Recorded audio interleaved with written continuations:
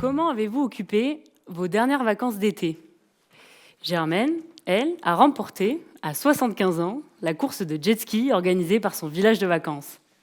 De son côté, Henri, 75 ans également, et malgré son air un petit peu grincheux, était ravi de voir ses petits-enfants profiter du beau temps dans son jardin. Au-delà de ces différentes occupations, Germaine et Henri partagent une réalité commune, qui est celle de millions de personnes âgées chaque année en Europe. Ils ont tous les deux été diagnostiqués d'un cancer. Imaginez à présent que vous êtes les cancérologues de Germaine et d'Henri. Eh bien, vous doutez. Vous doutez parce que Germaine et Henri ont le même âge et la même maladie, certes, mais ils présentent des états de santé extrêmement différents. Vous doutez quant au traitement à leur proposer, car vous, cancérologues, savez plus que quiconque à quel point les traitements du cancer sont agressifs. Alors bien sûr, vous avez envie qu'Henri soit encore là l'été prochain pour profiter de ses petits-enfants, mais est-il assez robuste pour supporter le traitement standard ? Et comment allez-vous annoncer à Germaine qu'elle devra certainement renoncer au jet ski à cause de sa chimiothérapie ?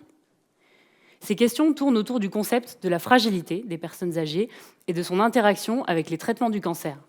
Ça tombe bien, car vos collègues gériatres, qui sont justement les spécialistes des personnes âgées, ont évalué la fragilité de Germaine et d'Henri à l'aide d'échelles scientifiquement validées.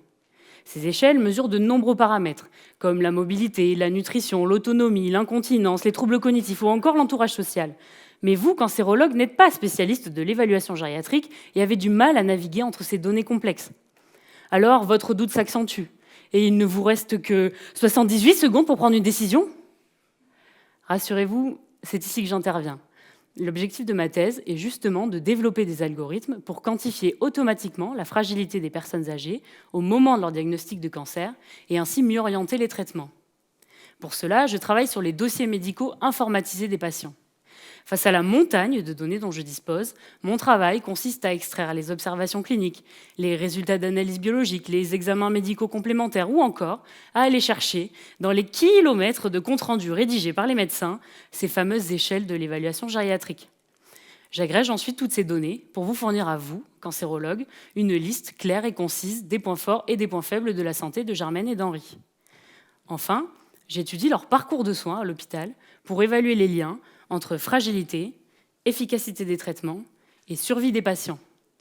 Grâce à mon travail, j'espère que vous, cancérologues, ne douterez plus au moment de choisir les traitements les plus adaptés à vos patients âgés comme Germaine et Henri.